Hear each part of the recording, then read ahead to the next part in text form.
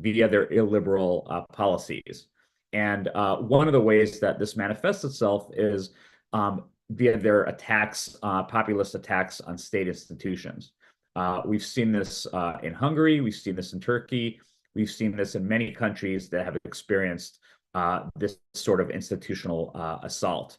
And this kind of decline in global freedom has taken place not just in autocracies and in dictatorships, but also in established democracies. And even the United States, long the leader of the free world, has experienced democratic backsliding. Freedom House notes that in recent years, the United States' democratic institutions have suffered erosion too, with January 6th and everything that entailed. Israel, of course, has been experiencing democratic backsliding even longer than the United States. Ami Peditzur has written about the triumph, what he calls the triumph of the radical right. And he notes that the key institutions in Israel, the media, civil society, universities, and especially the judiciary, are seen as controlled by small but powerful left-wing elitist groups that manipulate the rest of society in accordance with their narrow interests. And in my own work, I write about how the IDF and more broadly the Israeli security establishment, which also includes the Mossad intelligence agency and the Shin Bet internal security service, must be added to Peditzur's list of institutions that have come under assault by far-right politicians in Israel. We're going to hear soon from Levy and Egmon, who argue that that security plays a very important role in Israeli populism, and they'll be talking about security-driven populist politics, among other things. In December of 2022, Netanyahu established his sixth government, which is the most right-wing and religiously conservative government in Israel's history. And we've seen, this is not Israel's first experience with populism. Danny Filk has written about Menachem Begin's populism in the 70s, which he refers to as inclusive populism, because it brought in the Mizrahi a marginalized voice into the political arena. And he contrasts that with Netanyahu's exclusive populism, with the kind of us versus them approach. And during the Netanyahu era, we've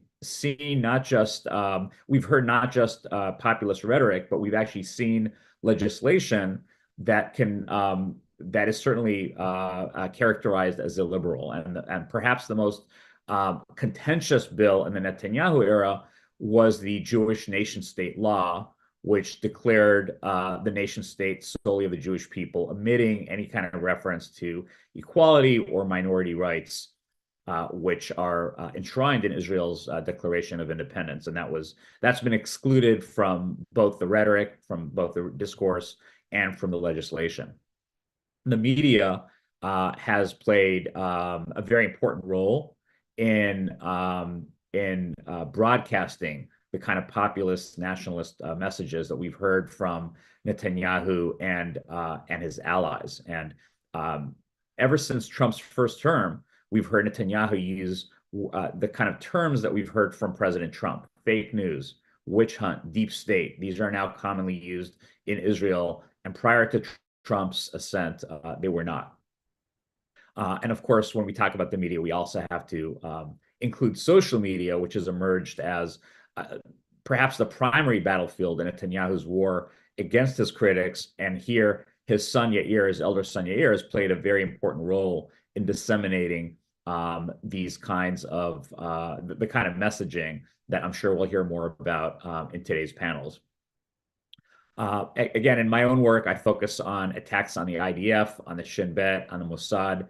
We hear an increasing number of these attacks from Netanyahu-affiliated media, as well as his loyalists in the cabinet and in the government. And this has not stopped. In fact, I would argue that it has increased during the Gaza war as well, where we're really seeing kind of a nadir in relations between the security establishment and the Netanyahu government over the conduct of the Gaza war, the strategy for this war or lack thereof, and of course, post-Gaza war plans.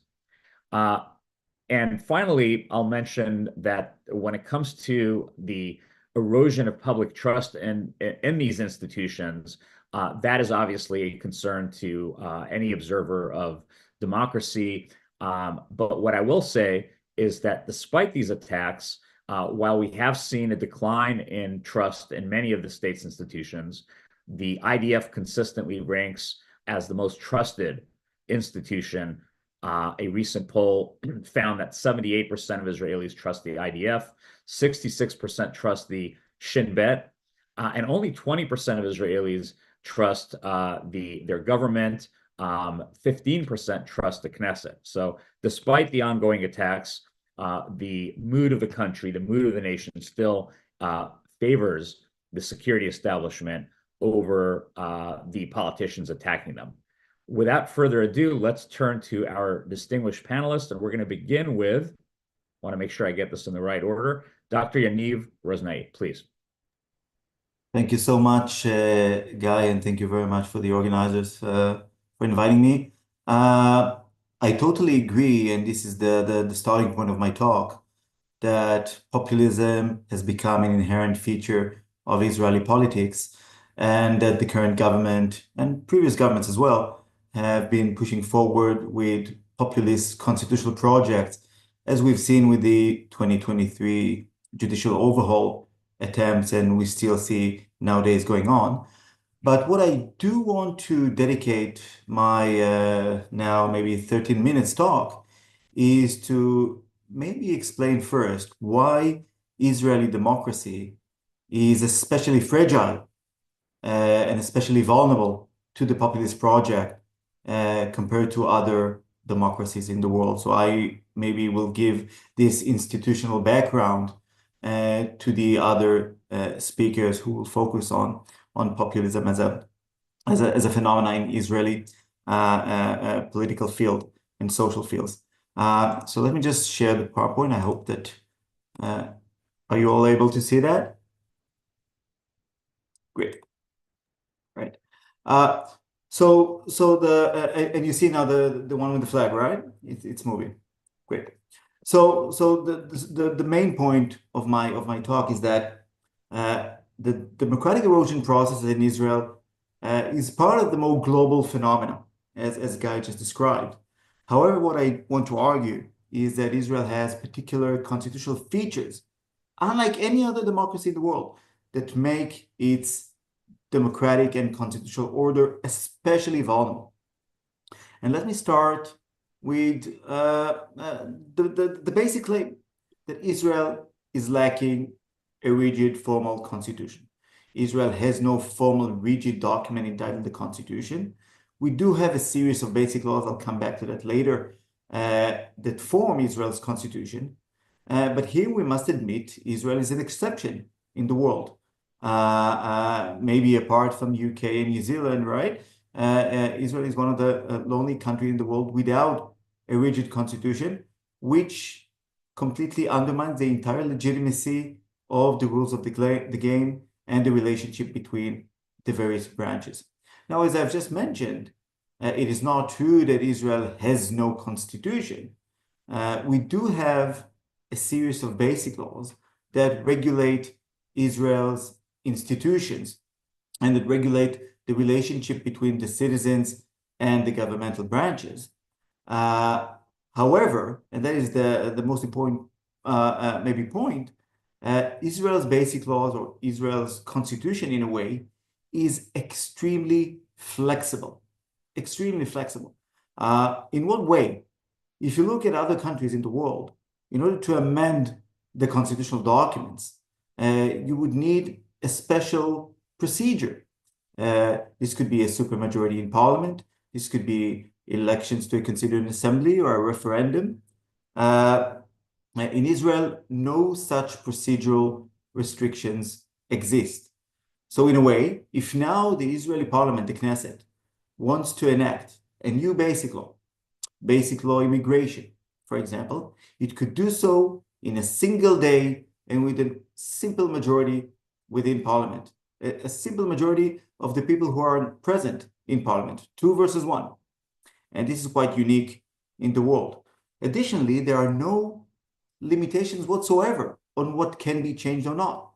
If you look now in world constitutions, if you look at Germany, the German Basic Law, you would find substantive limitations. Even if you change the constitution, you cannot touch or affect human dignity. Israel has no such substantive, explicit limitations in its basic laws. This has changed in specific dramatic judicial decisions from 2 years ago, but I'll come back from a year ago, but I'll come back to that later. And there are no temporal limitations. In Italy, if you want to amend the constitution, you would have to wait a bit, few months. You have this cooling effect. In Israel, no such either substantive, procedural, or temporal limitations exist. And just look at the numbers. Since 1938, in which the first basic law was enacted, Basic Law of the Knesset, Israel has had more or less 140 constitutional changes, formal amendments. It's even more than that, probably, since the last time I revised this PowerPoint. But this is the number, and it's extreme number. And look also, and this has not always been the case. If you look at the last 8 or 9 years, this has increased from an average of about 2 changes a year to almost 5 changes a year in the last 8 years. So the current government has been doing what we call abusive constitutionalism. It has been changing more and more our basic laws for its own narrow political purposes. So that's one, I think, important feature of our constitutional order that is crucial to understand the dangers. The second important feature is that we have an extremely weak system of checks and balances. If you look at all democracies around the world, you find various devices or mechanisms for making sure that political power is not concentrated in one organ. There is a distribution of political power. So either bicameralism, you have 2 houses in parliament that represent different interests that are elected in a different manner that can slow down or even block bills within the legislative process. In Israel, this is not the case. We only have a unitary house in parliament, and it gets even worse, as I'll emphasize in a second. In some countries, you have a presidential system. So you have this separation of powers between the legislator and the executive, and the president has veto powers over what can be enacted or not enacted. Israel is not a presidential system, of course. Many countries are federal countries. Look at the US, of course, Germany, Australia, etc. And in a federal system, you have this vertical separation of powers between the central government and the provinces or the states or the lander. Okay, so there's another political organ of power that represents different interests and can push back against the central government. Israel has no federal system. The entire country is one unitary system. You have various countries where you have constituencies and you have voting districts. And if I'm the representative of Bristol in the parliament, I care a lot about the central government and my party, but I also care about my voters and my constituencies in my region. In Israel, there is no such a thing. The entire country is regarded as one whole district for the elections. And of course, mainly in Europe, but not only, you have either supranational organizations such as the EU, or the country is bound by some kind of supranational courts, like all members to the Council of Europe who are bound by the European Code on Human Rights. There is only one democracy in the world without any of these mechanisms, and that is Israel. Israel has none of these mechanisms. So basically, apart from the coalition system, that it's very hard to build a coalition and to maintain the coalition, apart from the coalition requirement, there are no limitations, structural, internal or external political limitations on political power. And it gets even worse because the parliament is basically controlled by the government. And I'll try to make it even clearer. It's not the government. We have about 5 or 6 politicians who basically lead the parties that conform the coalition. And these 5 or 6 politicians, a very small number of politicians, they basically control the parliament, control the Knesset, control the legislator through coalition discipline. So it's a very strong and high concentration of powers within a very small number of politicians, among which, of course, the prime minister is extremely powerful. Another important element that needs to be added to that is that we have an extremely thin Bill of Rights. If you look nowadays at world constitutions, you would find elaborated bills of rights in modern constitutions, about 40 or 50 rights. And I think across the board, if you look at national constitutions, you would find in average about 30 rights. Israel's Bill of Rights is extremely thin. It has maybe 11 rights, depends how you count, and important and crucial rights, such as equality, such as free speech, such as freedom of religion, is not expressly protected within the basic laws. Now, it is true that in the last 20 years or so, the Israeli Supreme Court has broadly interpreted human dignity so as to include other elements, such as equality and elements of free speech, an element of freedom of religion. But of course, this is not enough. This is just interpretation that can be later changed, as we've seen in the US with the rights to adoption. But it's even more than that when we talk about populism, because this is just fuels the populist rhetoric. Aha, look at all those detached elites, these detached judges that want to impose liberal values on us, on we, the real national people who do not want this equality and other progressive rights and values. Perhaps the final structural element that is crucial is that Israel has no explicit authority of judicial review. And again, here I think we are an exception to the world. Nowadays, about 85% of the countries in the world have judicial review, either de facto or de jure, in their country. Israel has judicial review based on the various basic laws, and the Israeli Supreme Court conducts strong judicial review. So if there's an ordinary law of the Knesset that conflicts with Israel's basic laws, the court can review such a law and even declare it as unconstitutional and void. But this entire exercise of the court is basically implied from the basic laws, and it is not explicitly entrenched in the basic laws. So in theory, tomorrow, the Knesset can enact basic law, the judiciary, and with a simple majority, abolish or prohibit constitutional review. So I think this gives you quite a broad overview of why Israel's democracy is so flawed from its structural perspective, and why the current government to push forward with the attempt of judicial overhaul to completely transform Israel's constitutional regime, structurally speaking and institutionally speaking, could have been so easily.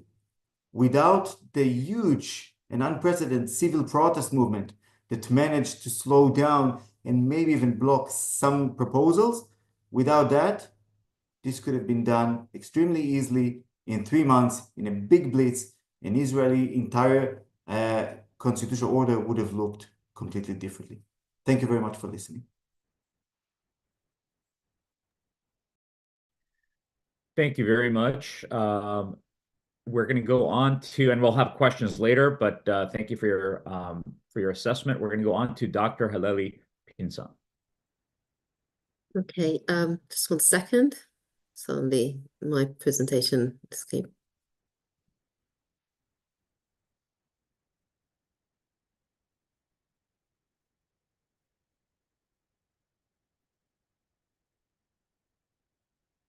Is it okay to presentation mode?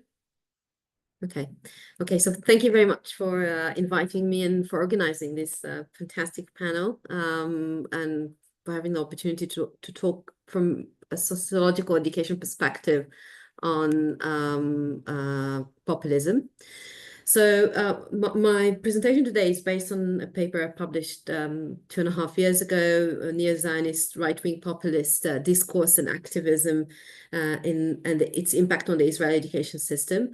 And I think actually the last two first Guy opening remarks and the first presentation kind of gave a background to what I'm going to talk about, which will allow me more to focus on the actual impact on education. But what my purpose in looking at the impact of right-wing populism on education was, in a sense, following a breadcrumbs trail on how populist discourse, especially one that is led by conservative social organization, is impacting education policy and education institutions.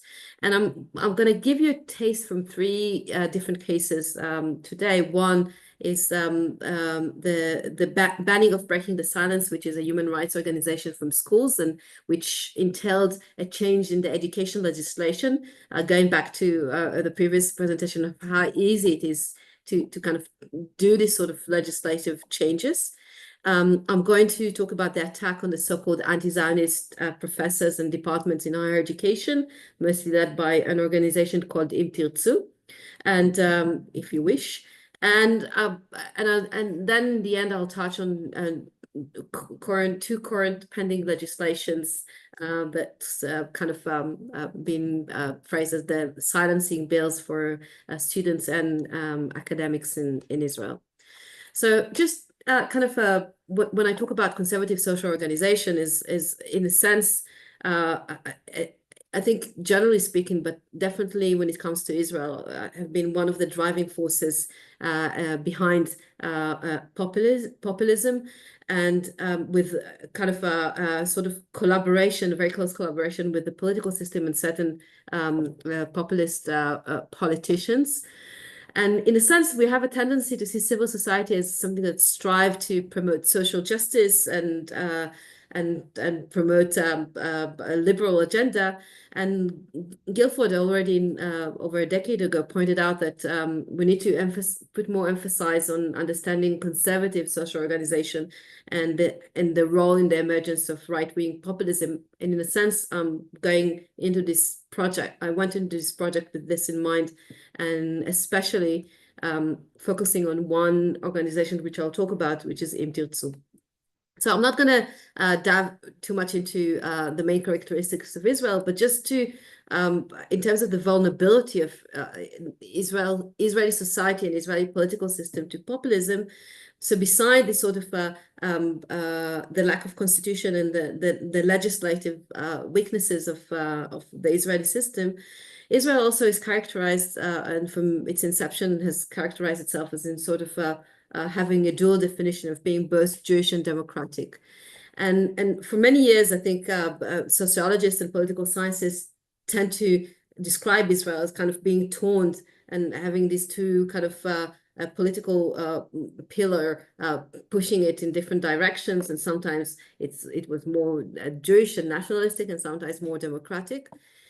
And in the beginning of the 90s, Uri Ram, who is a kind of a very giant Israeli sociologist, have described Israeli political system and society as being torn between neo-Zionist tendency of that give preferences to the Jewishness of the state over and above its democratic character, and post-Zionism, which promotes democracy over and above the idea of Israel as being a national Jewish state.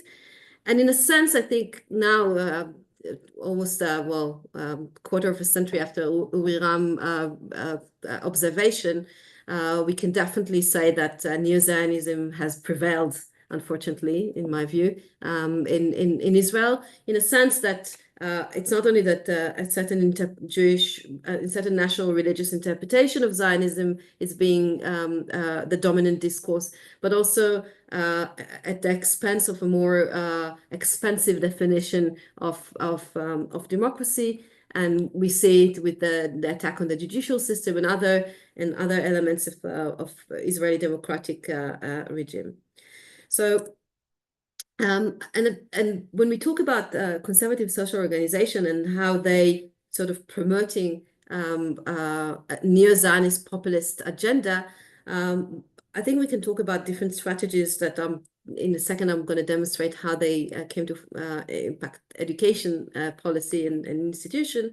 One is, which was mentioned by Guy at the beginning, is using security discourse to position whether it's a human rights organization, left-wing academia as a security threat, constructing them, to borrow Arnett, as the objective enemy, while using this security discourse, using practices such as naming and shaming, which is being highly used in Israeli public discourse. And also another practices of conservative social organization and populist politician is positioning themselves as the true protectors of human rights, academic freedom, the real democratic will, the real will of the people, as many populist politicians do. And another thing that was quite crucial to the impact on education is how closely the ties were between conservative social organization and politicians, Israeli politicians. So one of the engines behind, especially when it comes to education, was Im Tirtzu, if you wish.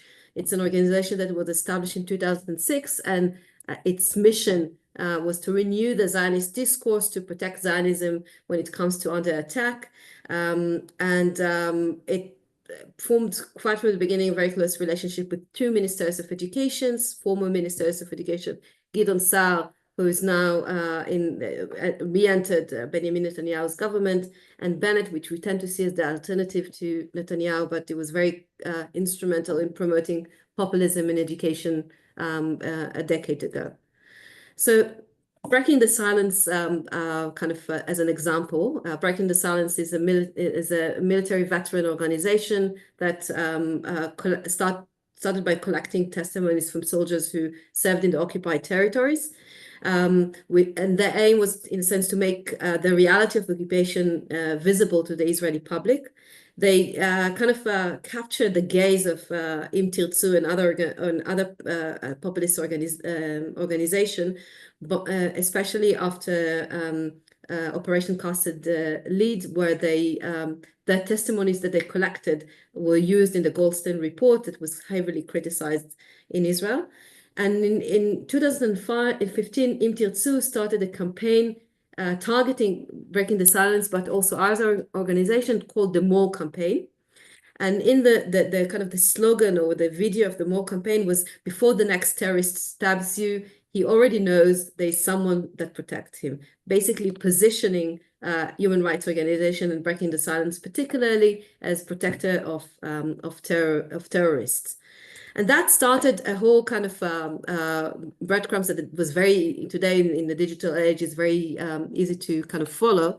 So the day after Im Tirtzu launched the campaign, Bennett, the then Minister of Education, posted on his Facebook page, "I have decided that Breaking the Silence won't be allowed into schools anymore. Those who harm IDF soldiers don't have a place in the education system."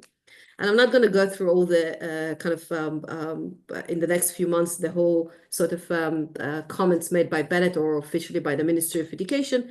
But from there, the Ministry of Education have made a decision to ban Breaking the Silence from the possibility of entering schools. They initially used the Director General to do that, and then they were basically told by the court that they have to change the state education legislation.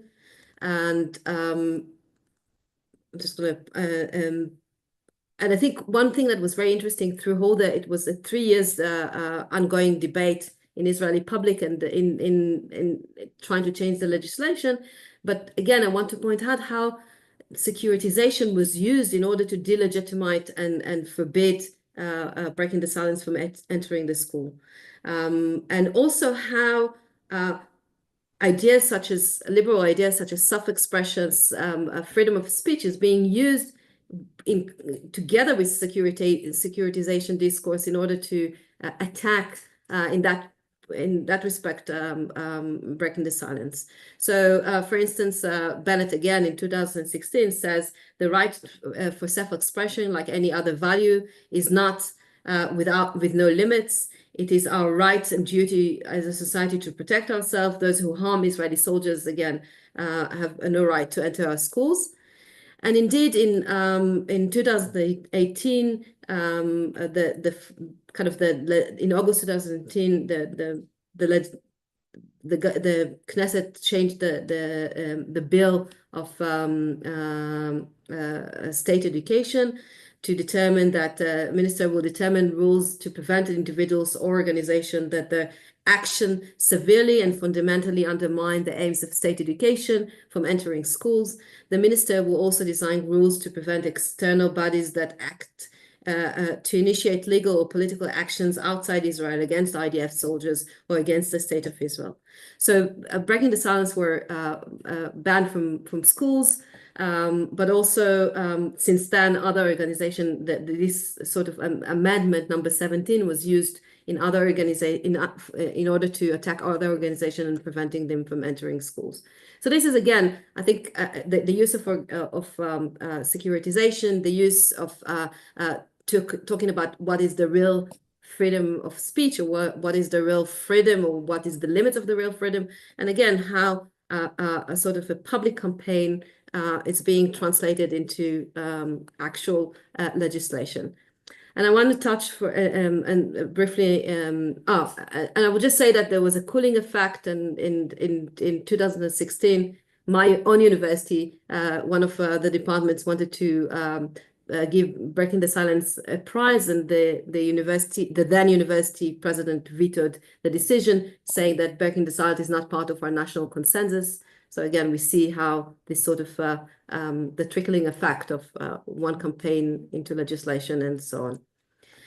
So another example is Im Tirtzu's attack on academia, and one of the main goals from the beginning of Im Tirtzu was to singling out or to point out to bias, anti-Zionist or post-Zionist biases in Israeli academia.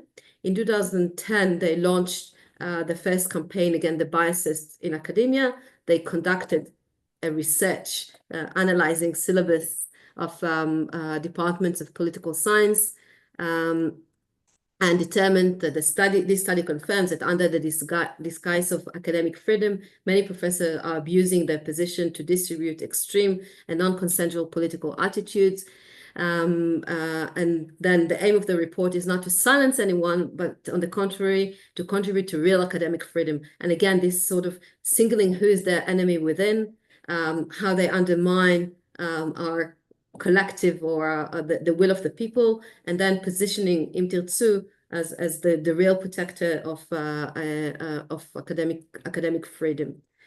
Another and with that report, they also started a new campaign of naming and shaming, which they called. They set a website a few years ago called Know Your Professor, in which and I'm going to show you an example from it, in which this is my own page on their website, which they basically name and shame and encourage students to report on academics who have left-wing leanings. And I'm just to say that most of the things that are listed in each of our pages are more like activism outside our classrooms, a list of petitions we signed and so on and so forth. But this is, again, in a sense, has a cooling effect on, especially today, on how different, colleagues of mine are kind of navigating their own perspectives within the classroom. And I'll just finish that today we see how this has been intensified, especially with the war and the October the 7th, the aftermath of October the 7th. And today there are two pieces of legislation as basically pending and a vote at the moment. One which determines that any university professor who will be accused of support of terrorism, again, very loosely defined, meaning that if I'm saying, for instance, that Israel is involved in war crime, I can be potentially be accused of supporting terrorism. And in that case, if I'm being found to support terrorism, I'm supposed to be immediately fired from the university and all my employment rights being ended. So this is one piece of legislation. Another piece of legislation, which is already much more advanced in terms of its stages, is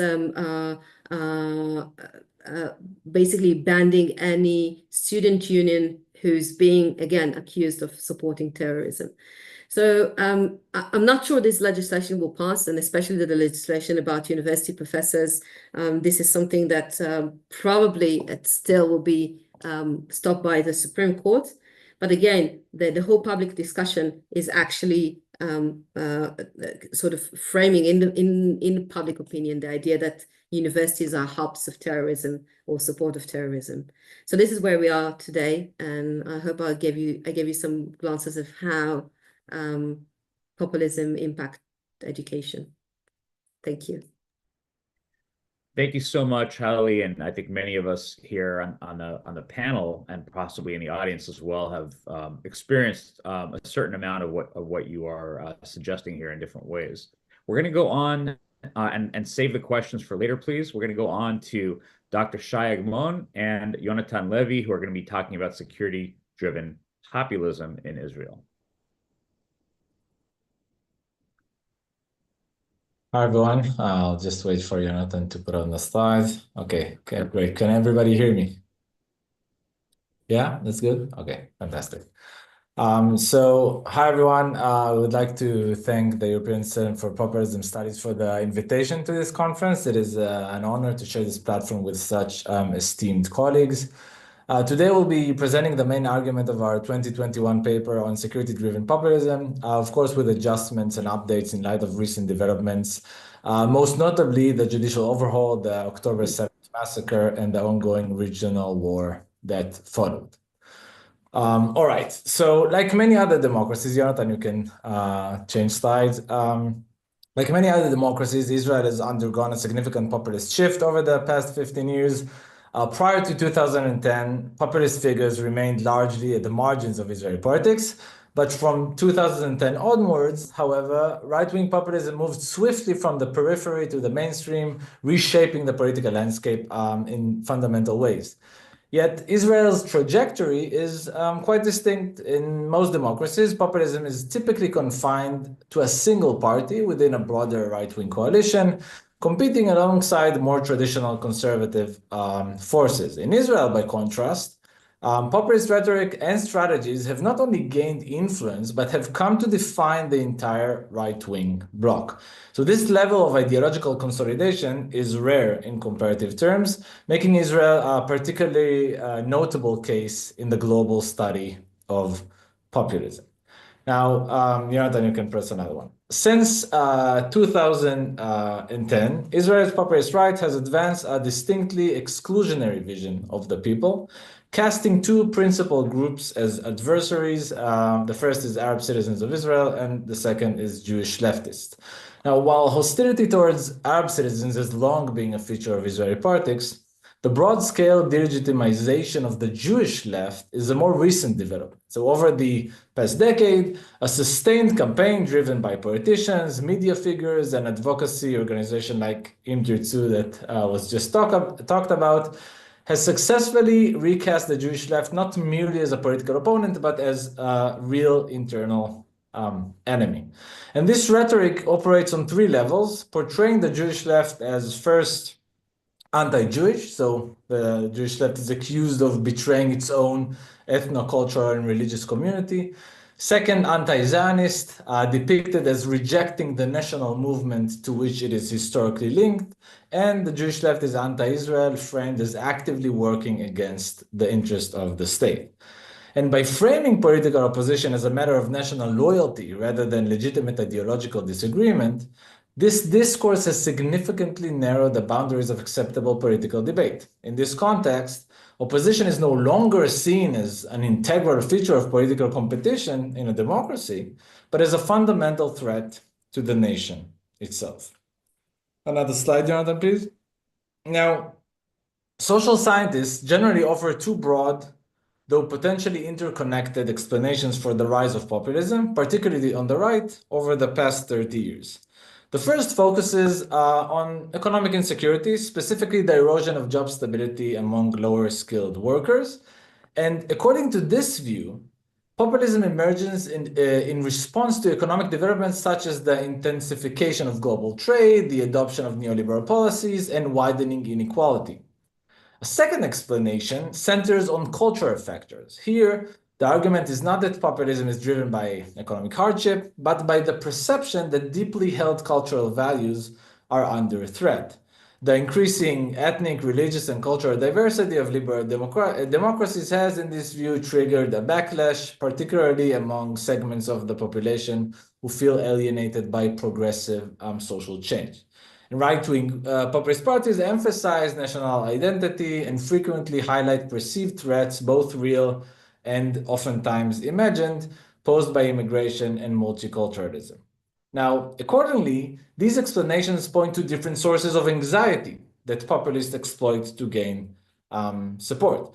In many liberal democracies, populist narratives draw upon a broad set of economic and cultural grievances. On the economic side, financial crisis, corporate corruption, and factory closures, and on the cultural side, immigration, the perceived erosion of national and religious traditions, and so forth. However, neither the economic nor the cultural explanation fully accounts for the Israeli case. The anxieties that fuel Israeli right-wing populism are quite distinct. Unlike most liberal democracies, Israel was only marginally affected by the 2008 global financial crisis. And while economic inequality remains a political issue, right-wing populists do not center their appeal on financial grievances. On the contrary, Israeli populist parties tend to celebrate the country's economic resilience and downplay financial concerns.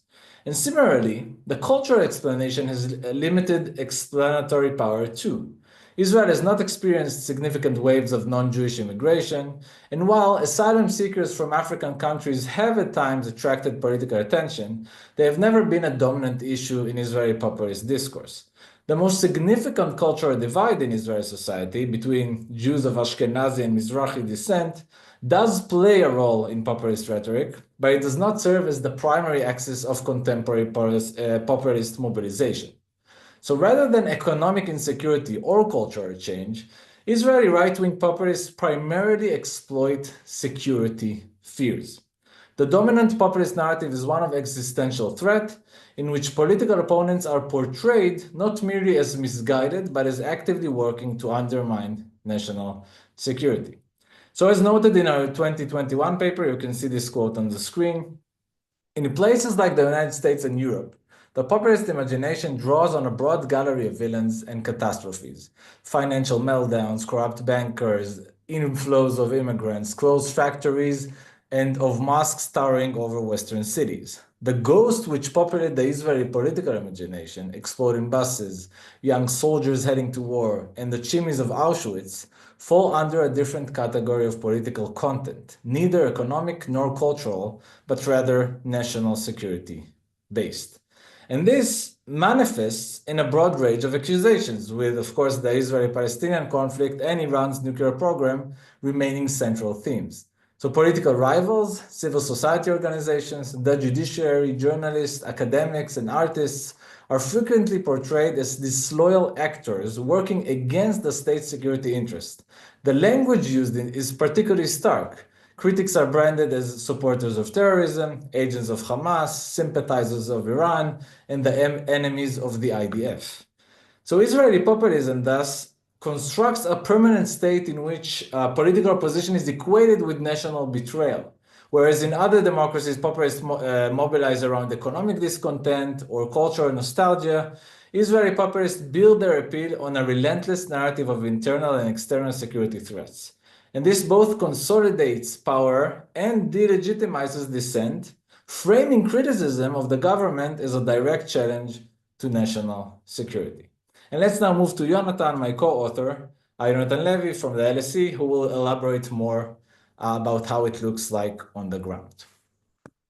Thank you, Shai. So I will walk you through, in the remaining time we have, I'll walk you through a few examples just so that the non-Israelis in the audience can get a a feel of what has become political discourse in Israel. Yes, so in the last 10, 15 years or so, it's been, almost a decade and a half, this has become Israeli politics, this sort of rhetoric that Shai has described.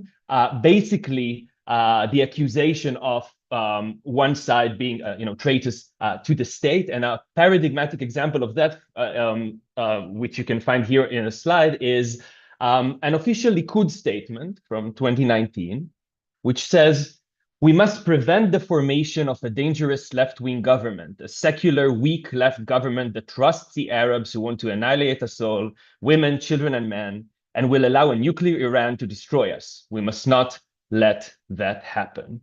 Okay, so this is a manifestation of this sort of security-driven populist rhetoric that Shai described. Again, an official statement by the ruling party. Yes.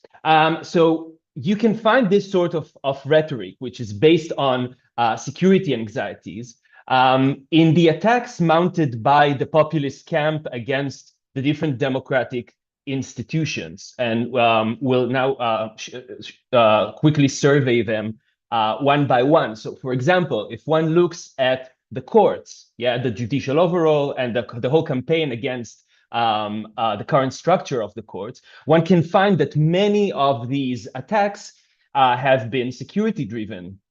So, for example, Yariv Levin, who's a Minister of Justice, said in 2023 that the Supreme Court defends the neighbors of terrorists, not the soldiers of the IDF. So a recurrent theme is that the Supreme Court repeatedly and systematically prefers Palestinian terrorists over the security and the well-being of our soldiers and of Israeli citizens. The campaign showed here, a billboard campaign by a party called the New Right, led by Naftali Bennett and Ayelet Shaked, two very prominent right-wing politicians, said in 2019 the following: "Shaked will rule over the Supreme Court, Bennett will defeat Hamas." I promise you that in Hebrew, it sort of sounds like a rhyme, and it works better than in English. But so first of all, one can find here an implicit equivocation, right, between the Supreme Court of Israel and a terrorist organization. The court on the one hand and Hamas on the other, two enemies. But there's also a deeper argument shown here, which is that Israel, in fact, cannot beat Hamas because of the Supreme Court. So this is something that Bennett and Shaked and others in the Israeli political system have repeated time and again. The claim whereby the IDF's hands are tied in its fight against Palestinian terrorism, and that this is the reason Israel is unable, and Israeli right-wing governments are unable to defeat Palestinian resistance. Here are a few other examples. So here's a caricature by quite a well-known right-wing illustrator, now employed by Netanyahu's office. Where you can see the head of the Supreme Court, the president of the Supreme Court, stabbing an IDF soldier in the back.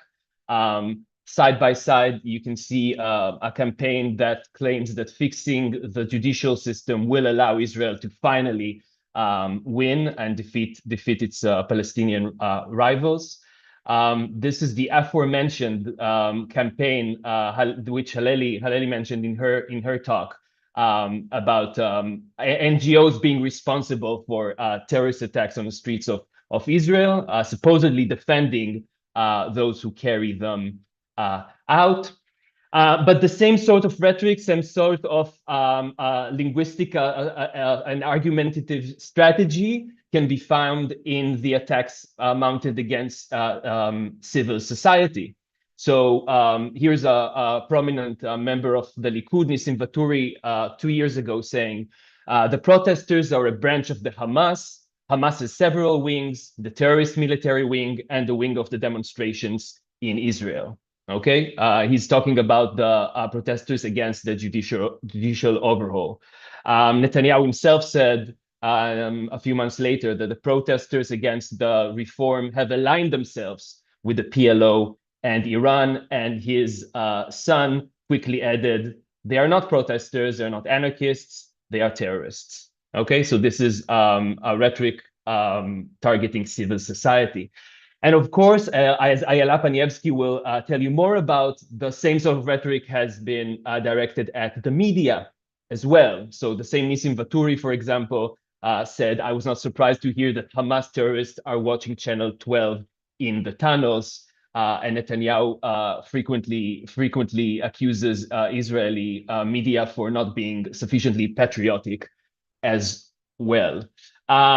This same one can find the same themes in the political rhetoric employed by Likud members when talking about the war. Okay, so blame shifting the responsibility for what happened in October 7 from basically everyone else, from themselves to basically everyone else. And while it is a perfectly legitimate claim that the IDF has a lot of responsibility for what happened on that day, the government tries to systematically shift the blame to the security establishment, and it uses the same sort of rhetoric that it has used for the last decade and a half, claiming that the courts have tied their hands, right? So Yariv Levin here says, the courts have tied our hands. Because of them, IDF soldiers were not permitted to shoot at Palestinians approaching the border wall. It is simply unbelievable. So October 7th, in essence, happened because the courts did not allow the government to do as it wished. Let us sum up. There are so many examples, right? We have a database of them, and we've run out of disk space a long time ago. So there are hundreds and hundreds of examples. But to sum things up, first of all, Israel has undergone a significant populist turn in the last 15 years. So over the 2010s, it was a rapid and sweeping populist transformation, with almost all parties of the Israeli right gradually adopting populist rhetoric and policy positions. And this process was accelerated by Netanyahu's corruption trial. But importantly, it had begun a few years earlier, right? People often think that this is all because of Netanyahu's, criminal entanglements, but this is not the case. Chronologically speaking, it had begun a few years earlier.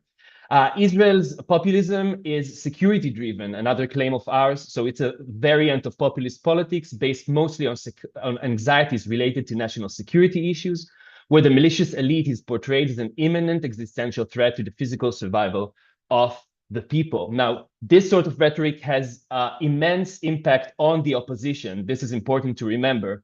The rise of populist politics has had significant impact on the policy positions that the anti-populist opposition dares to present and express in public, especially on security issues. So being constantly attacked by the government for not being sufficiently combative or patriotic shifts one's policy positions. And this is a subject we are currently working on, the two of us.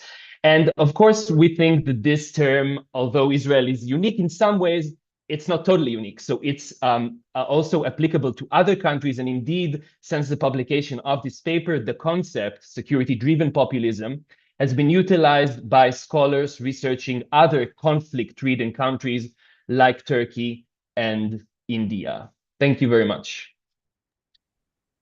Thank you very much, Shai and Yonatan, and so many updates since you began your research on this and since your 2021 article was published. I mean, this was written before the Supreme Court legislation, the judicial overhaul, and of course, before the Gaza war. We're going to turn next to Ayala Paniewski, who will be talking about the media's role in and manifestation of populism. You're sharing your WhatsApp.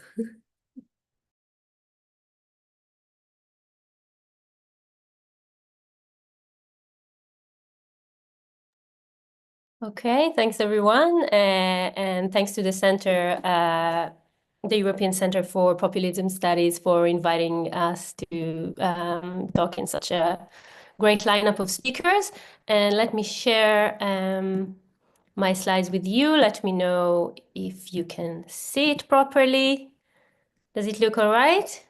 Okay, great. So I'm very glad that Jonathan and Shai just gave their presentation before me, because I think a lot of the things that I will discuss here with you are really direct continuation of what their research and their work was doing. So I'm going to talk to you about the impact of the anti-democratic populism on the Israeli media and audiences of the Israeli media, which is no less important. And I will start by giving a very broad kind of brush strokes of historically what happened in the media sphere in Israel, and how the rise of the populist right has really managed to transform entirely the public sphere in Israel by targeting the media. So like always with historical narratives, you could go even further back, but just to give us a sense of how much of it started even before Netanyahu entered the political scene, I would remind us all that back in the 70s and the 80s, right-wing activists in the Jewish settlers community, mainly in the West Bank, already started operating this grassroots movement, we can call it, this very DIY, do-it-yourself, kind of very underground type of activism against the media, because in their views, the Israeli media back in the 80s was too supportive of the peace negotiations with Egypt. Okay, so this was a first kind of milestone in the anti-media movement in Israel. And the reason I pointed it is that the other peaks that would come in later decades and years were also many times around such peace negotiations, be they with the Palestinians or the disengagement from Gaza. And these were really events that triggered very powerful resistance in certain communities on the right. But back then, in the 70s and 80s, it was still a very marginal fringe movement. They printed car bumpers. They kind of tried to encourage the Israeli people to see the media as a lying kind of source of fake news, without using the term yet. But it was very, very marginal. And what happened when Netanyahu entered the political scene in Israel in the 90s was that very early on, he has already turned anti-media populism part and parcel of his political project. So it was part of the mobilizing force. It was part of the organizing force of the movement around Netanyahu. And in many ways, Guy mentioned at the beginning that Netanyahu started using the term fake news after Trump was using it, which is very true. But in essence, Netanyahu started bashing the media long before Donald Trump was even a politician. So back in the 90s, he already kind of gave speeches and incited his audiences in Likud party rallies and other occasions against the reporters in the room.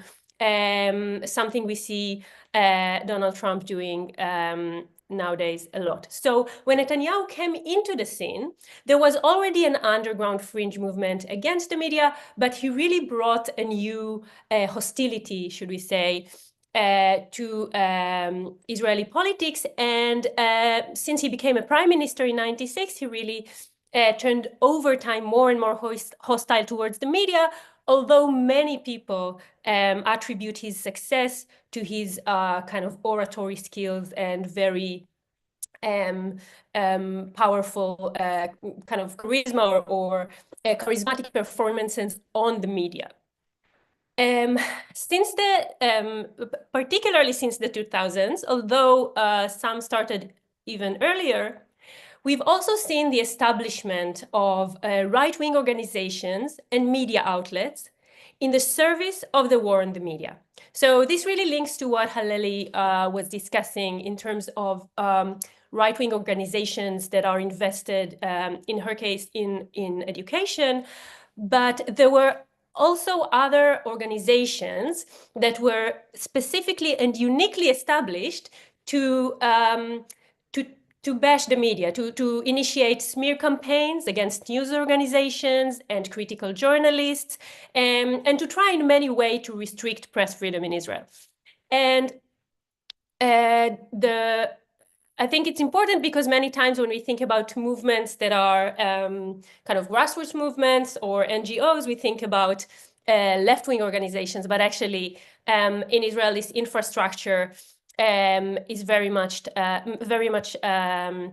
biased to the right, and these organizations gained power over time. And some of the organizations that Haleli mentioned, like Im Tirtzu, who had many different targets on the Israeli left, also targeted media organizations. And then finally, in the 2020s, where we are now, we've seen right-wing populism, as Jonathan and Shai described it very accurately, taking over Israeli politics and really transforming the Israeli media landscape.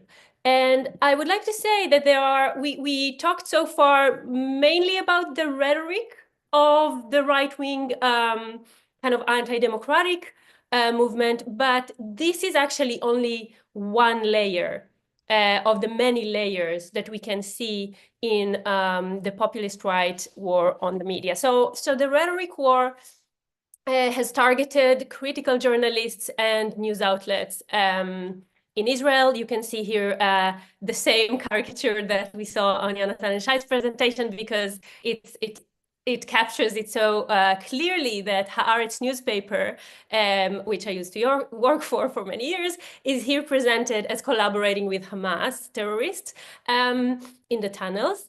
And we've seen this happening over the years. So we could see billboard campaigns targeting critical reporters. So you could see really huge signs that the Likud party put on. Instead of faces of their political opponents, they put faces of journalists who criticize Netanyahu and his policies.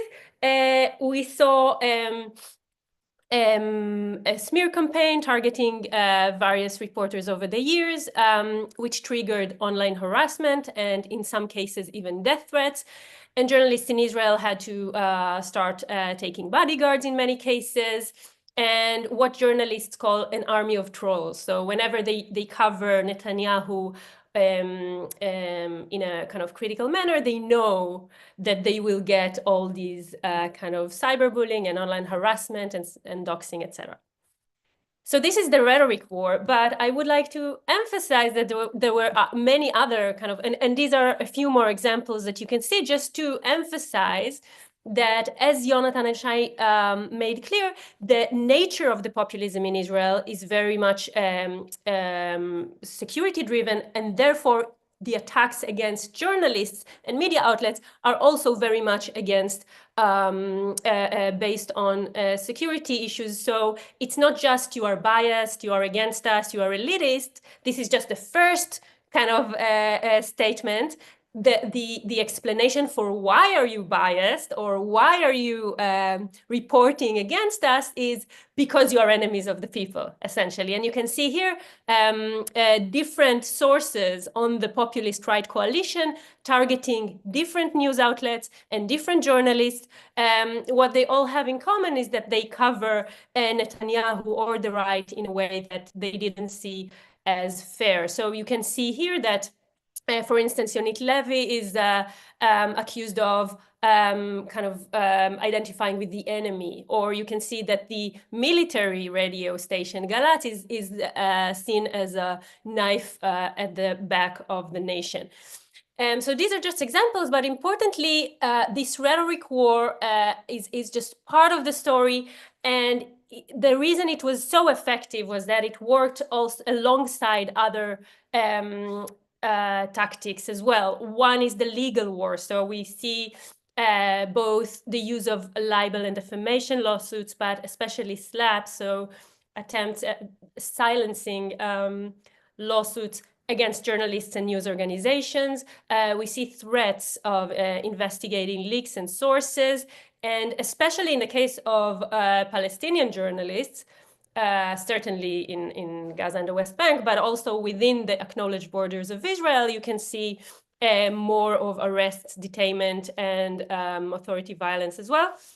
But the way that the legal threat is used is precisely to prevent people from kind of conducting their investigative reporting. And many times people don't understand how serious this layer of the attack is, because people have this tendency to say, well, if everything they said was right, then fine, they will sue them and they will win in court and it will be fine. But as I'm sure Yaniv can also attest to, this is not that simple. And actually, you could report only true, only kind of true information and still lose a lot of time, money, and resources, even if you end up defending your reporting. I'll go briefly through the other layers. There is the legislative war, which I think many of us are probably familiar with. So there are different ways in which Netanyahu governments target public media and commercial media. When it comes to the public media, these are threats to either shut down the public broadcasting company or cut the license fees, etc. There are different ways that they are trying to kind of legislate against the public broadcasting company. And there are different ways to legislatively kind of restrict commercial media.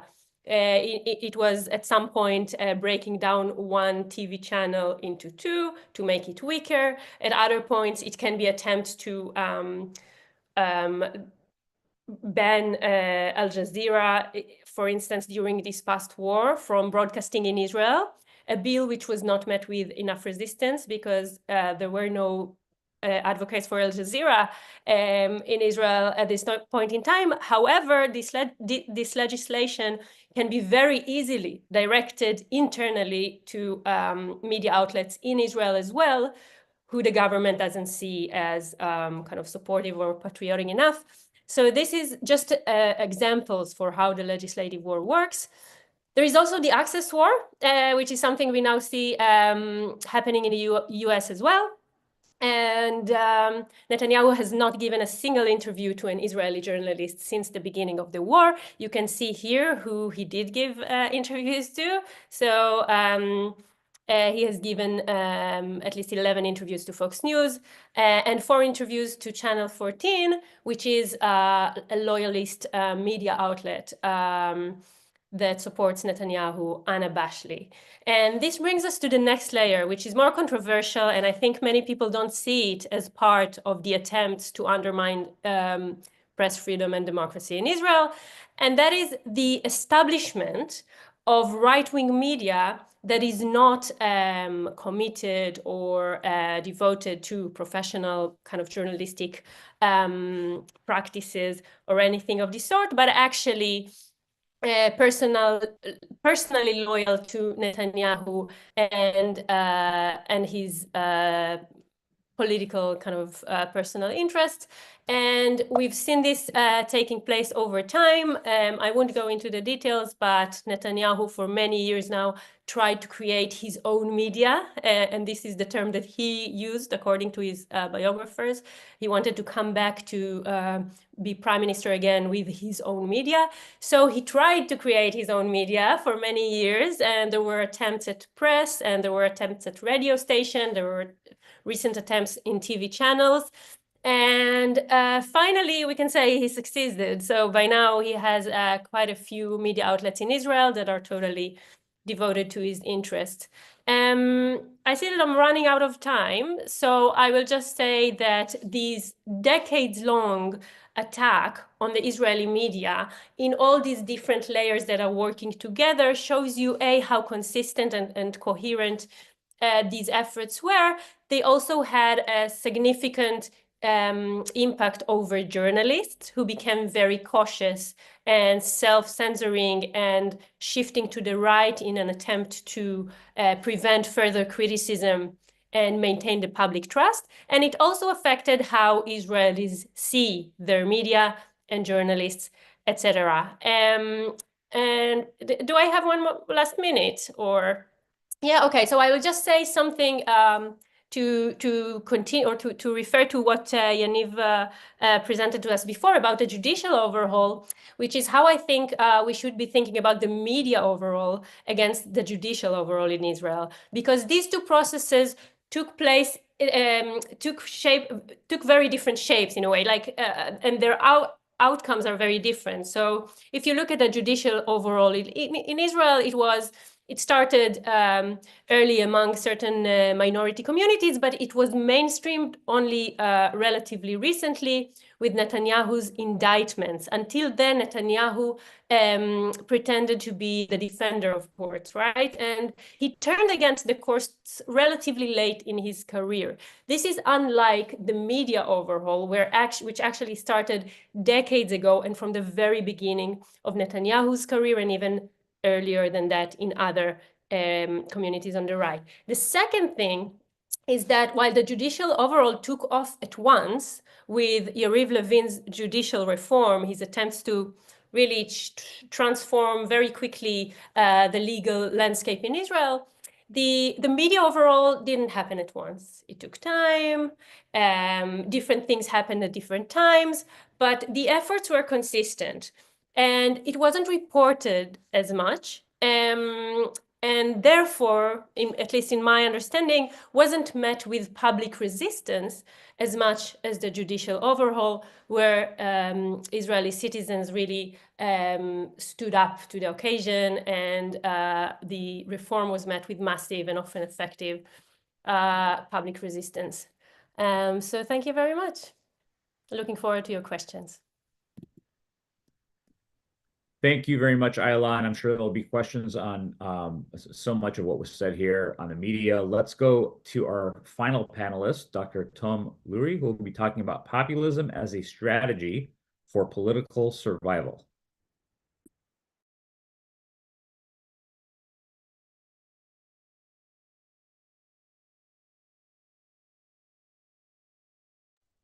Hey everyone. Is it visible for everyone, my presentation? Yeah, great. So I want to start by thanking everyone who joined us today, the organizer of this event, for inviting me to participate. And I'm really honored to sit in this panel with some of the best scholars in the field of populism in Israel. So today I want to present my understanding of populism at the executive level in Israel, meaning when and why really populism rose to power. So when I started really delving into the literature on Israel, I found that really includes only very few systematic theoretical efforts to conceptualize populism in Israel within this broader historical framework. The main one of them was done by Danny Filk, as Guy mentioned in the beginning. So Western seminal work really sort of became this conventional wisdom that the Likud was a populist party. It was founded as one, still is. Menachem Begin, his founder, was a populist leader, and so was Netanyahu throughout his career. So I set out to examine this conventional wisdom by trying to apply a different conceptualization of populism to study the Israeli case and see what will happen. So my theoretical framework was sort of built of an amalgamation of characteristics of populism that contemporary conceptualization agree upon, starting with populism placing the people at its core, considering them as the sole source of democratic legitimacy, populist leaders serving as sort of the exclusive voice for the general will.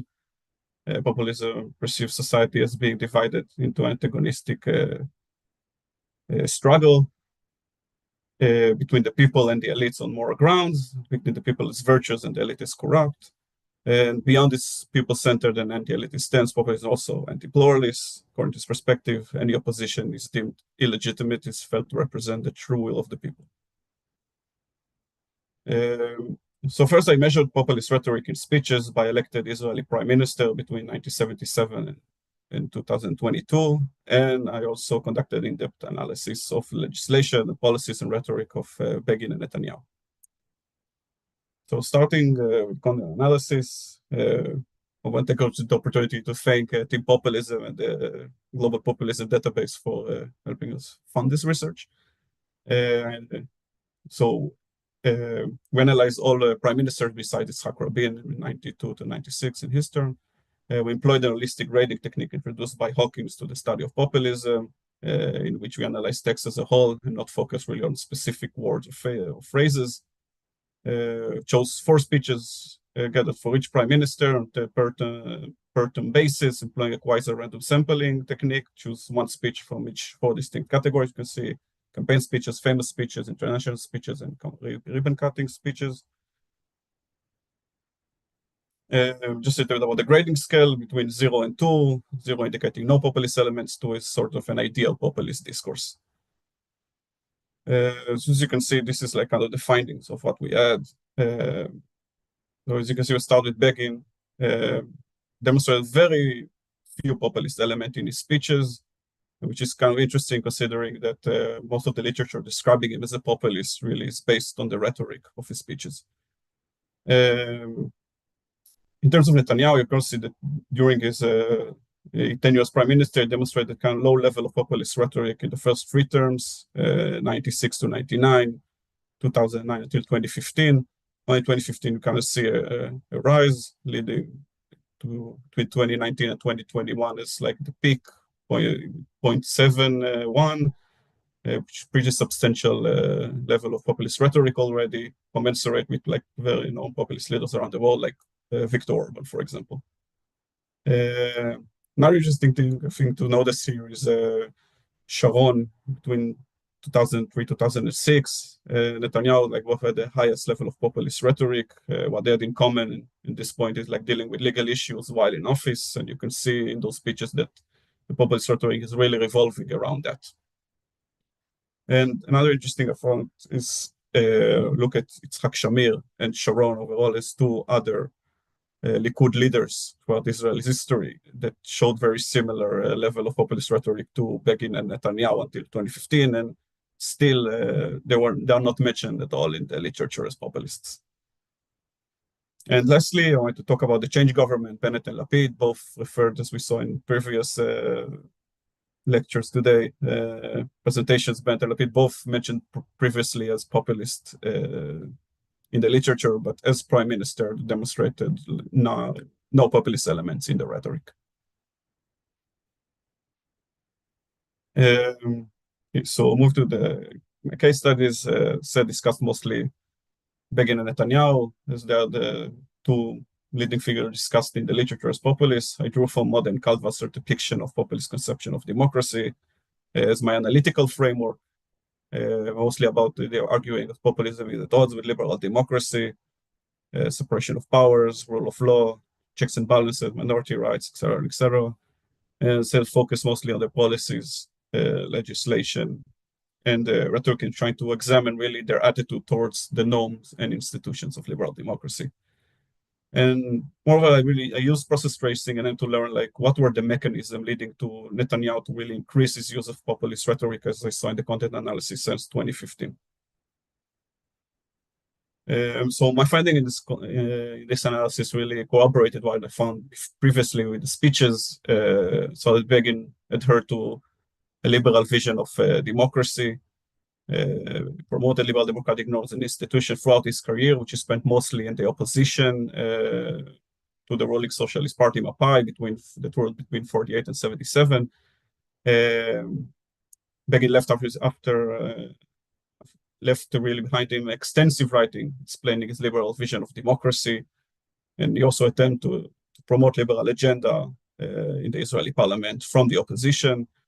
And unlike populists, Begin really advocated for the importance of pluralism and vital opposition in democracy, did not consider the people a source of legitimate power in democracy, believed in the role of the institutions play in protecting the democratic structure, was cautious of majoritarian ideas, championed preservation of minority rights. Most famously was around the martial law on the Arab Israeli minority that was instituted in the first 20 years of Israel's existence, He was very much against it. He got a lot of criticism for that from his party, from his political base. In response, he said he was talking a lot about how morality should not stem from popular opinion, but comes from his own universal morality. He also consistently advocated for separation of powers, working to strengthen the independence of the judiciary, supremacy of the law, mostly through like supporting formation of a liberal constitution for Israel. So overall, I found interesting about him is that unlike populists who view liberalism as sort of anti-democratic and elitist, Begin really used his anti-establishment rhetoric to justify his liberal democratic vision. He viewed the ruling Socialist Party as sort of totalitarian. He believed that liberal democratic norms and institutions will actually be the remedy, as what he saw like the totalitarian rule of Mapai. So I also found that he maintained this position as prime minister, although it was far fewer years than what has been the opposition. He kept advocating for the same principles, despite facing a lot of pressure from party members, coalitional partners, and his constituency on issues like jobs, and civil service, on the peace process, settlements, Supreme Court, Attorney General office, and etc. So in the case of Netanyahu, I see that for most of his career, like mostly, he followed in Begin's footsteps during his first 3 terms. Although, as Jonathan and Shai discussed, there was like this sort of few points, starting points of populism there throughout the years. It wasn't, I think, as I found, it wasn't the main principle of his politics. However, around the 2015 election and the publication of the corruption allegation against him, I clearly find that Netanyahu began adopting populist rhetoric and policies. As his legal situation became more severe throughout the years, we have seen increasingly adopted more stronger populist positions. He began to systemically target different institutions involved in the criminal cases against him, and he found that he's really been doing it simultaneously with the different stages of the investigation against him. So he started with the media for revealing the allegation, the first set of allegations against him around 2015, moving to the police as they were deciding to open an official investigation, then to the Attorney General office as they were deciding whether to press charges against him, and then move to the judiciary. Moreover, so I also found that he began demonstrating really a clear anti-pluralist and populist sentiment, legitimizing the opposition of the regime, arguing that anyone basically who doesn't support him as prime minister, regardless of their political ideology, left or right, they are a traitor to the people. And then I really started setting out, because both of my content analysis and case study analysis kind of demonstrated that this populist shift really began to occur around 2015, revolving around these legal issues and the election campaign. I set out to examine really some of the main factors discussed in the literature, as I don't need to repeat that, as Shai really refuted all of them very clearly, the same one that I was going to discuss, so we can move forward, but just say that like I had the same conclusion that none of those can really atone, like explain to us basically what happened in 2015, why this sudden like strong change.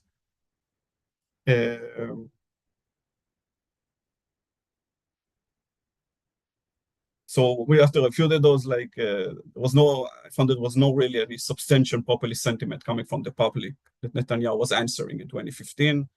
So I argue that Netanyahu strategically chose to adopt populism as a means to ensure his political survival. He was facing negative polling data prior to 2015 elections, corruption allegations. So he chose to present this narrative in which the legal issues that he had was a result of a conspiracy to remove him and the right wing out of power. In his populist vision, like the left wing combination with the Attorney General office, then the media and others were conspiring against him, but also against the people. The idea was like he was trying to put up this populist narrative, essentially that like elections are the only vehicle through which people will is actually realized, and so as the people elected him as prime minister, he therefore embodies the people's will, and these elite forces are really trying to negate that, take the people's will away.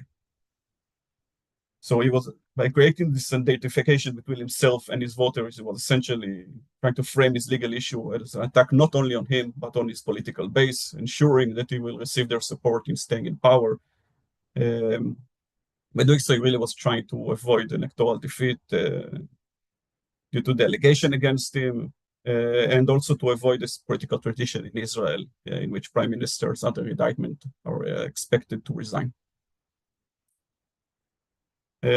Also, to say this theory has basis in the literature of populism, Courtwell and strategic approach to populism that argues that populists strategically employ populism in order to gain and maintain power, is sort of describing it as opportunistic personalism, which I think really fits to explain what we see with Netanyahu.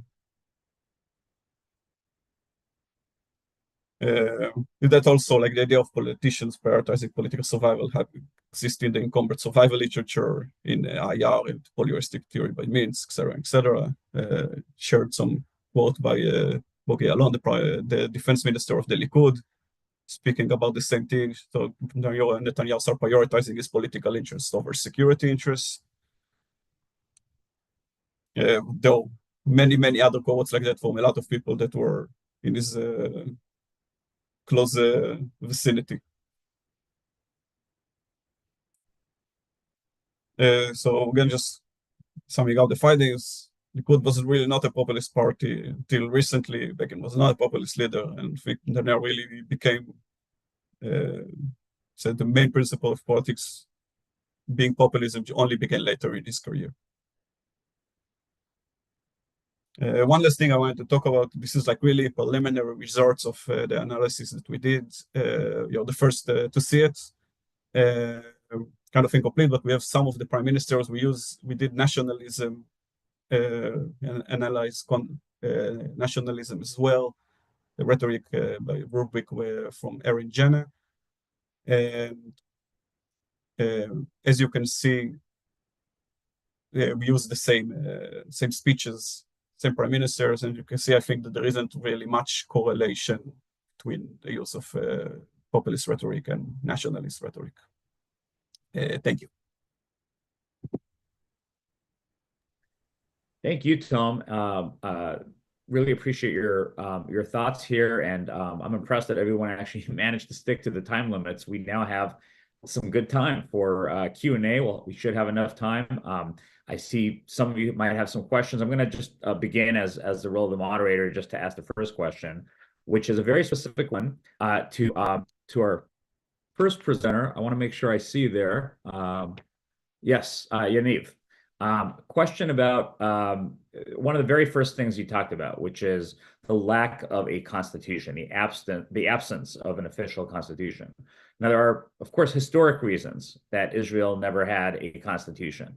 But what about calls for a constitution that we've heard over many years? Are we further away from that point? Are we closer?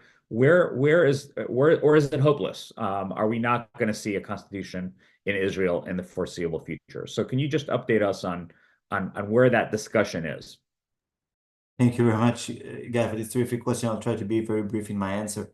So first, I think we all understand that the Constitution itself is not the aspiration, right? It's not the target, because I certainly do not want a very bad and illiberal Constitution.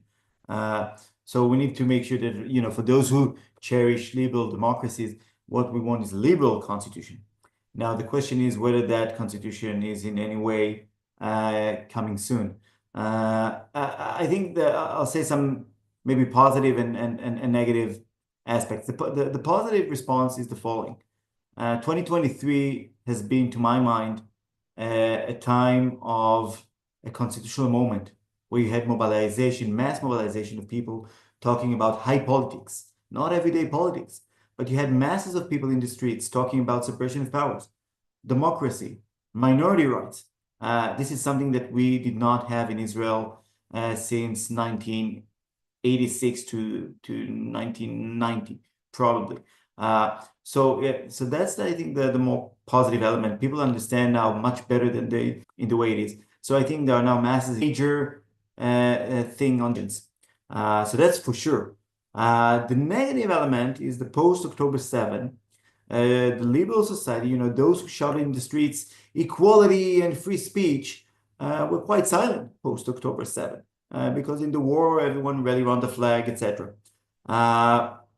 And I fear that because of what Shai and Jonathan just spoke about, this whole idea, this fear of security, would make people hesitate to now make any grand changes that might risk the way of life.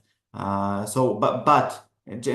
with that, I think that for sure we have now better chances of advancing in a way towards a full constitution than we were a decade ago, for sure. Thank you, and that's an interesting and a good point too. That we should not take for granted that the Constitution would necessarily be the kind of Constitution that many of its earlier advocates have in mind. Thank you, Dr. Kenish. Why don't you go ahead with your question? Thank you to all panelists for their insightful and thought-provoking presentations and discussions that we expect. I have actually a question for Shai and Jonathan. While I acknowledge this is a hypothetical scenario, I am curious, how different do you think the Israeli government's response to the Gaza crisis following the October 7 terrorist attack by Hamas would have been if a Labour-led government had been in power instead of Likud and the more extreme political actors currently shaping Israel policies? This is my first question. If we have time, I have another question. I'm also curious about the situation of Israeli citizens of Palestinian origin as others amidst the ongoing bloodshed since October 7 attack. How have Great. they So let's start with your first question on labor, which, by the way, does not exist anymore in Israel, but let's just say a labor-like government or a center-left government.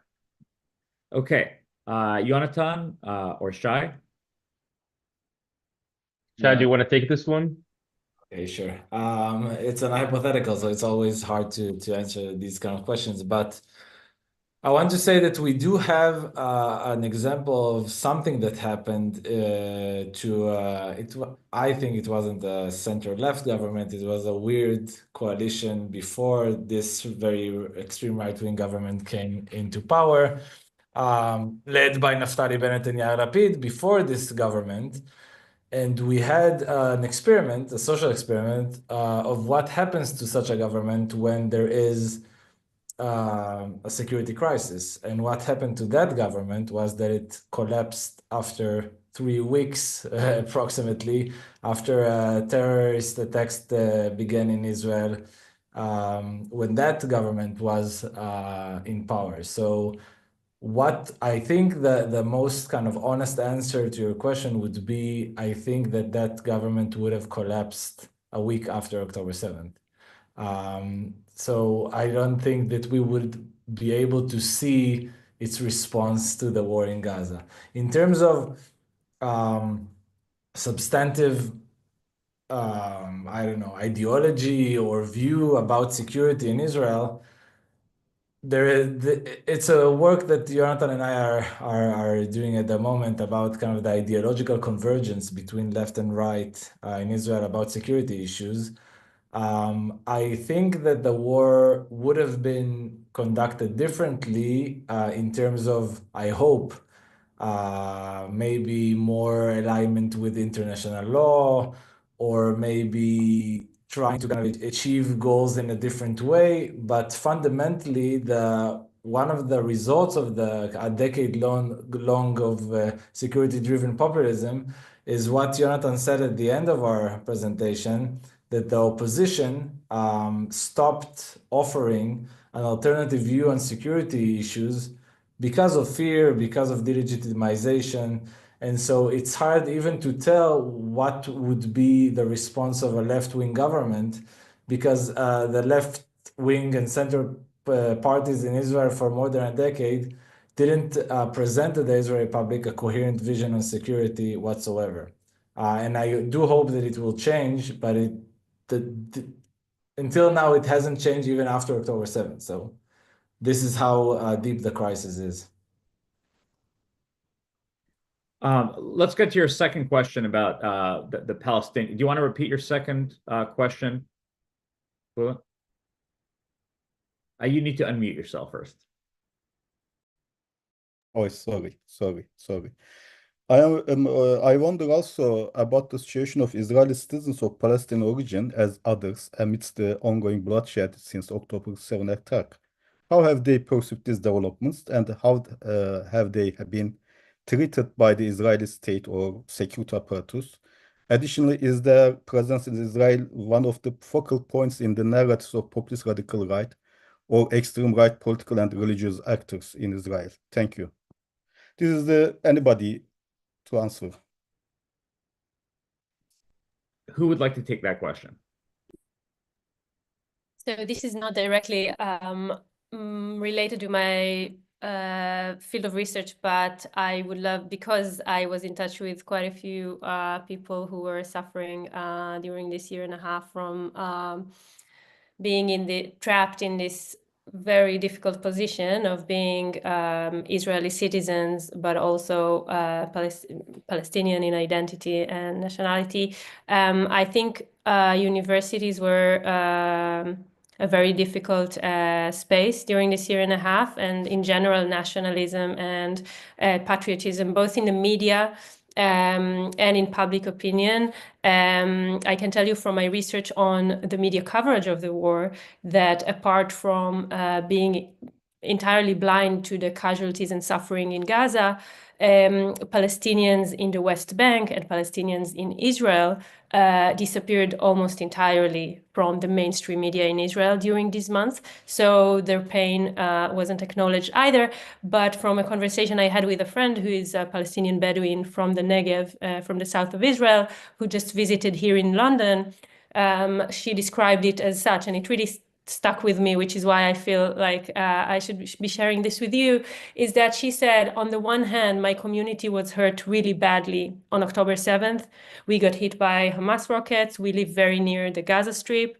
We were hit by, we had people kidnapped that I was familiar with. And then the next thing that happens is that these communities are far less sheltered. So the gear, the kind of shelters you have in Jewish and Israeli communities are many times not as elaborate in Palestinian cities or villages in Israel. And on top of that, she said, we are a conservative community, so also the kind of the reach out to mental health services, etc., is not as accepted. And whenever we got hit in my community, my Israeli-Palestinian community, what we saw from our compatriots, from Jewish Israelis on social media is, good, we wish Hamas hit them harder. So, and this was, I think, perhaps the most humiliating and painful part, at least for her. By the end of all that, she arrives in London. We try to kind of apply for scholarships for her here in the UK. And she's asked, where are you from? She says Israel, and people look at her as if she's a war criminal. So I think it really, the kind of challenges that Palestinian citizens of Israel or the Israeli Arab community in Israel had to suffer during this year and a half are not accounted for. Their stories are not told in the media or in other forums, and they are coping with many fronts at the same time. I know that in universities there were a few scandals around that as well, and it's a great question, and I'm glad you brought it up. And it is a very marginalized community in other ways, and I think that is an important perspective. Selçuk, you have a question. If I can just say something about the universities and how they, Please, go ahead. you know, I think in the first few weeks after October the 7th, I mean, there was a complete, universities were acting in complete form of, in the sense of hysteria. So you would have get in the week after October the 7th about in each university about dozens of complaints against Arab students, Arab Palestinian students, filed by their Jewish counterparts, accusing them for supporting Hamas and supporting terrorism, sometimes in a way that completely misunderstood a kind of context of phrases from the Quran or you know, kind of literary pieces in Arabic. There was at the beginning there was a complete. I think the universities were very quick to sort of file disciplinary complaints against those students. In a way, a few weeks into the words, it's calmed down, and the universities start to develop sort of policies and understanding that they need to accommodate everyone in the community. But definitely student bodies that are linked to populist movements such as MGP were, in a sense, in my view, kind of abusing the situation that we got caught after October the 7th to even further persecute Palestinian students and kind of positioning them as sort of a terrorist. And we see it now with the legislation that I mentioned in the end. I mean, one legislation is targeting university professors, and one legislation is targeting students, which the legislation doesn't say specifically are Palestinian students, but is very clearly directed towards students' organization within university that are representing our Palestinian students. Thank you for that perspective, and I just want everybody to. I just want to highlight Yonatan's comment right now in the chat about new legislation that's aimed at preventing Arab politicians from running in the next elections, and this clearly is interference in what will likely be the next coalition if there are elections in the near future, and if the Netanyahu coalition is defeated, this would make it difficult, if not impossible, to include any Arab-Israeli element. Selçuk, go ahead with your question. Thank you so much for all this wonderful. Who you're directing your question to. Thank you very much for this wonderful presentations. I want to ask all the panelists. I am wondering about the left in Israel. What happened to the left? What is the left doing? Do you think that, or are you hopeful that there would be a re-emergence of left that could fight against far-right populism?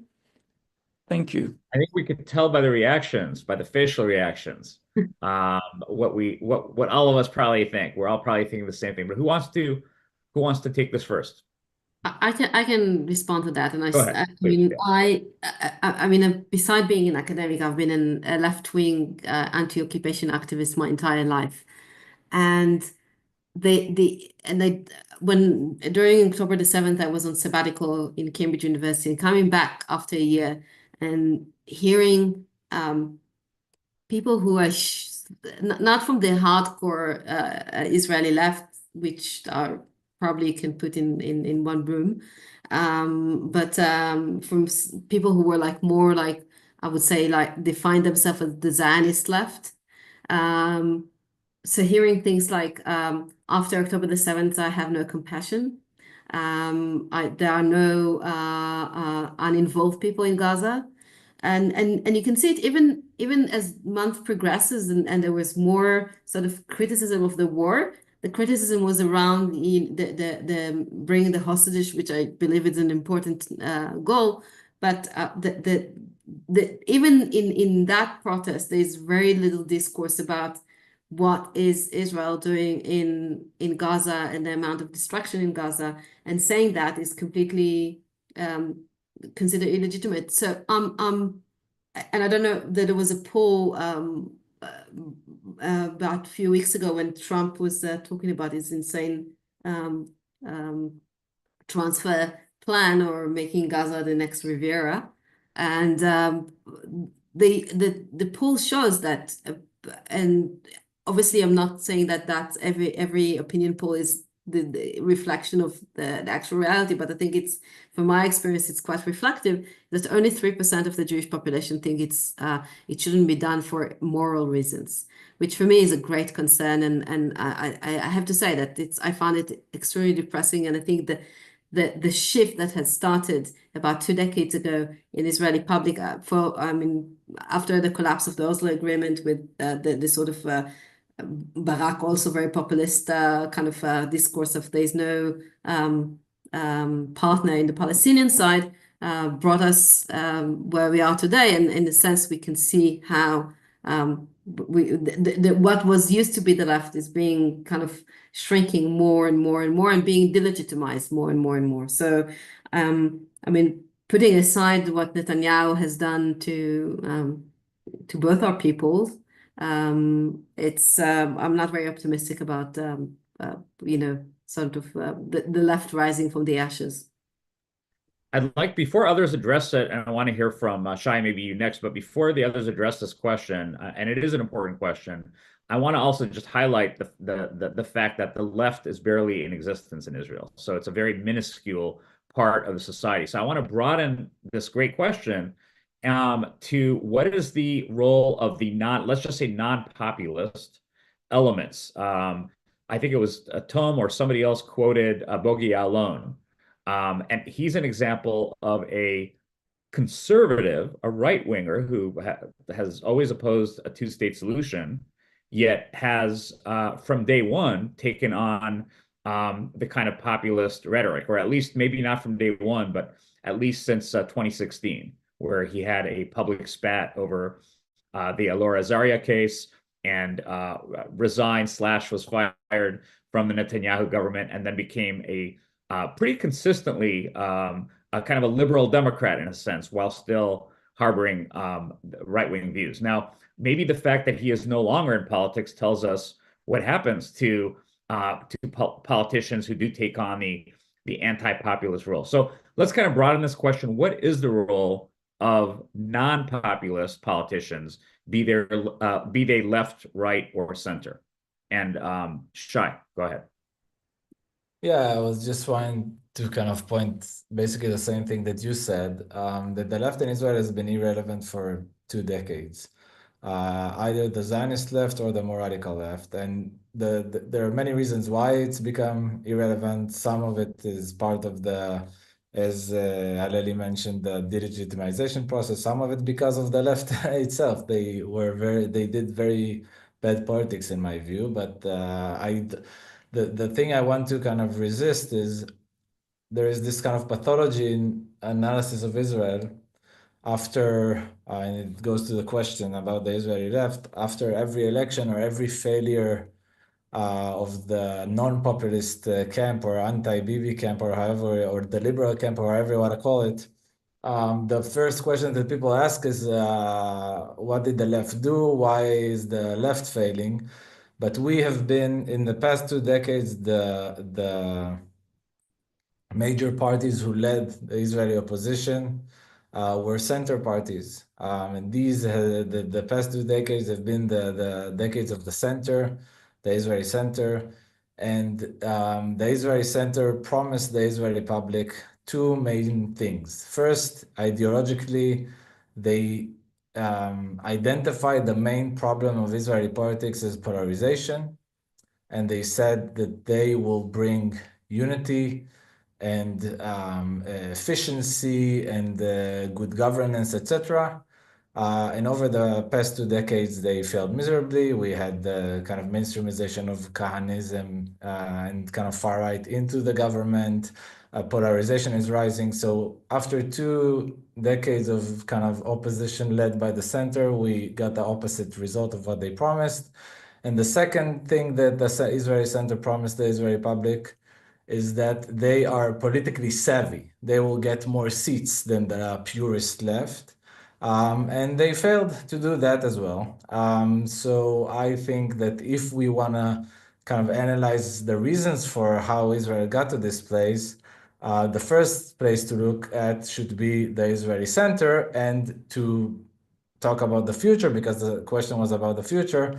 If change will come, now, at least in the short term, it must come from the Israeli center that will kind of change course and start to inject serious political competition into the Israeli system, instead of kind of just going after whatever Netanyahu is saying and limiting the political imagination of the Israeli public. So that's my kind of 2 cents about that.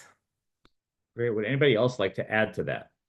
I would love to just very briefly that I don't think it's possible to understand public opinion in Israel today without looking at the transformation of the Israeli media, because what happens right now, the conditions on the ground are that you have a very powerful network of right-wing, extremist, racist, genocidal in some cases, right-wing media outlets. You have a mainstream media that has been severely intimidated and silenced and changed in many ways during these past 2 decades. And you have one left-wing newspaper that is paywalled and read mostly outside of Israel, which is Haaretz. So I think this is also a sphere where it's extremely difficult for contenders from the left to come up with alternatives and present their opposition. We do have a couple minutes. Yonatan, I actually want to ask you, because we were on a panel this past summer in a different conference, and you had mentioned that the generals who have entered politics tend to become cowards. I'm rephrasing what you said, but they tend to not be quite as brave once they're in the political system. And I think Benny Gantz has since lost some steam, but there certainly are other generals besides Benny Gantz that are currently in the political arena. And so maybe you can kind of, because I think this also touches upon politicians who are challenging Netanyahu, who are challenging the populist right. Where are they in terms of are they part of the problem or part of the solution? Is kind of another way to phrase this question. Yeah, it's a very good question. So yeah, many politicians in Israel, especially those leading parties, come from the army. Israeli politics is, as many people here have mentioned, is about security. Yeah, it's about the Israeli-Palestinian conflict. It's about the Middle East, the dangerous neighborhood we're living in. And so people tend to trust generals. And so they play an important part in our politics. However, as Guy mentioned, these guys tend to be much more courageous on the battlefield than they are in the battlefield of parliamentary politics, and especially in shaping public opinion. Again, this is a topic that Shai and I have been working on in recent months. Many of them actually, especially those leading the liberal camp, hold views that are different than Netanyahu's and different than the far rights. For example, many of them think that the Palestinian Authority should be part of the solution of whatever happens in Gaza in the next few years, in rebuilding Gaza, in governing Gaza, and in weakening Hamas. Just to give you one example. So in personal meetings, in private meetings, they will espouse these views and will be able to explain them very impressively. However, they don't say so in public. And the sort of messaging that the public then gets is some sort of watered down or diluted version of whatever Netanyahu is saying that day. Although we who work with them or interview them anonymously, we know that this is not what they really think is good for Israeli security and Israeli prosperity. And again, one cannot make sense of this phenomena without understanding the populist politics in Israel. So the fact that these guys do not speak out as security professionals, and explaining why, for example, weakening Hamas should be done through the strengthening of the Palestinian Authority. The only reason for that is them asking themselves always, constantly, every day, what will be said about me in the pro-government media channels, and what will Netanyahu say about me?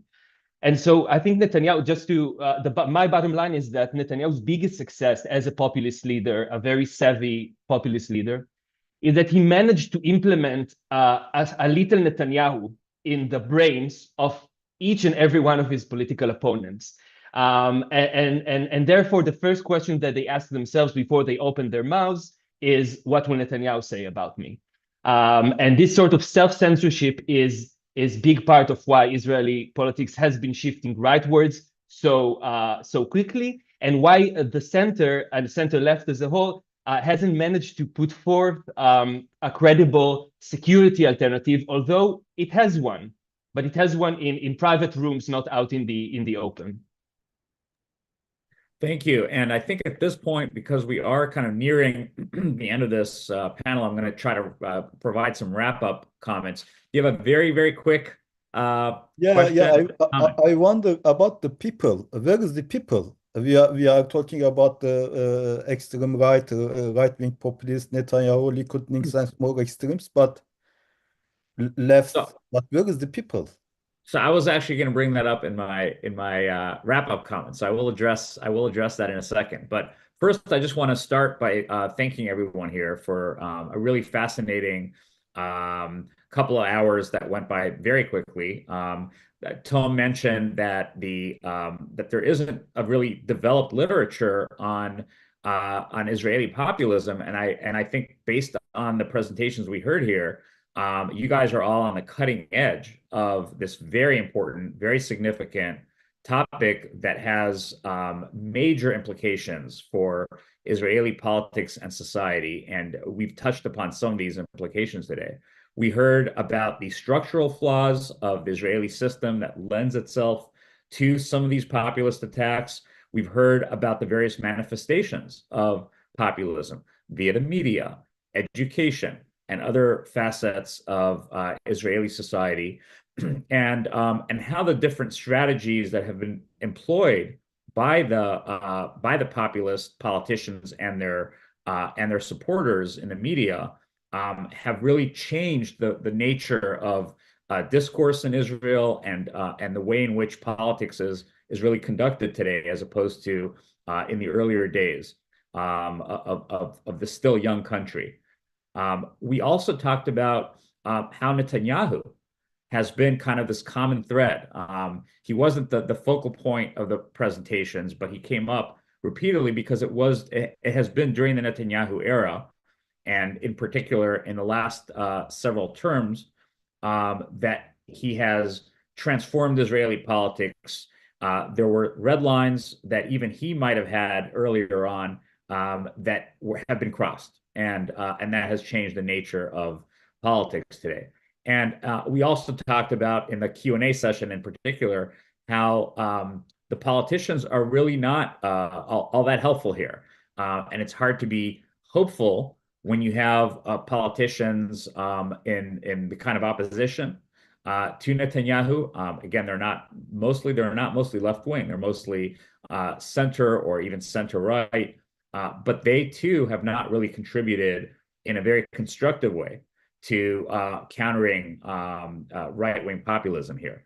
But that leads me to Kanish's question, which I think would be a good way to kind of end this discussion on a more positive note, because in 2023, we saw not just opposition to legislation, but we saw really kind of an uprising in a sense, and a very sustained, I'm forgetting the number of weeks, but we're talking about basically 9 months of weekly and sometimes more than weekly demonstrations on a very massive level that brought various strands of Israeli society together. And it was not just in Tel Aviv, the usual area. It was all over the country, in Jerusalem and in some of the areas in the periphery of the country.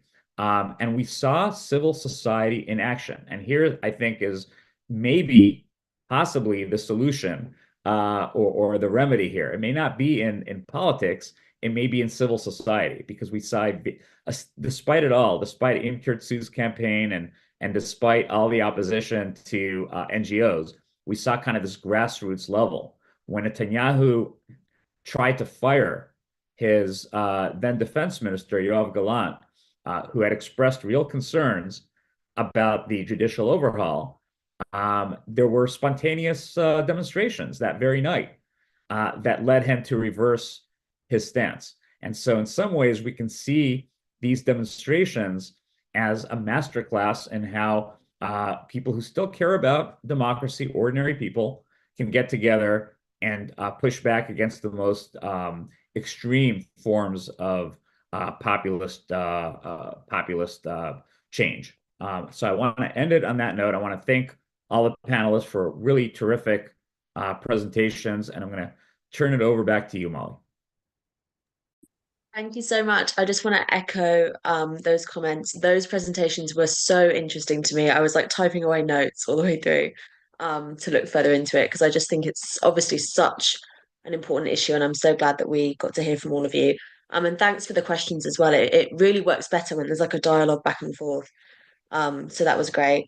I just want to thank everybody and invite you to join our next panel, which is on the March 13th, which is slightly earlier than normal, where we'll explore post-election Germany, democracy, populism, and the far right. So be sure to register on our website for that. But thank you very much, everybody. Thank you very much. Thank you. Take care. Thank you, everyone.